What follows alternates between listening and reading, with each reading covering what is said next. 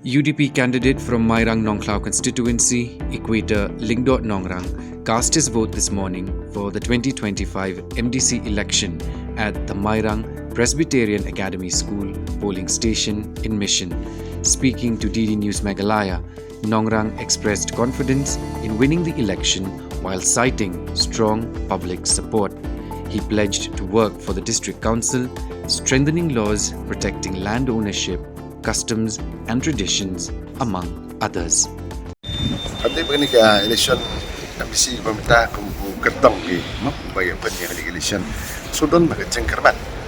ba nganyo hi jingjo awi pai ba kam kalang betang babon hi ki wan ban aya kata ka support de ban aya ka cengkesan nang ta jonga tiga mata tien ba aya selam seneng dulu untuk ba babon kin support ya kata kau mengalayat keleng sodong belai kampi election kai kemandan kai pengalam kalau baladang job yang ni ka election MDC ni ketika pemerintah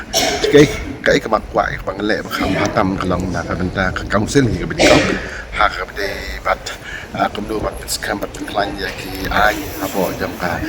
district council kalau ke jeng mau hak jeng try jeng ni kita boleh siap kalau di mustur kalau kesesiar kadar tak kiwi seperti itu kan. Kali kalau kita kampam, kita bagi election MDC kita akan nyaman bangi, kumkirit pak ya buat jangan dikejalan ke sini itu ketang lembak konsisten jangka rindia hi baru kau ikat kum kesik sedih, dengan kedu ya ki payah song jangan beli kita terap hi baru, bah kini sih kemat ada begini kalau kita kampam election MDC.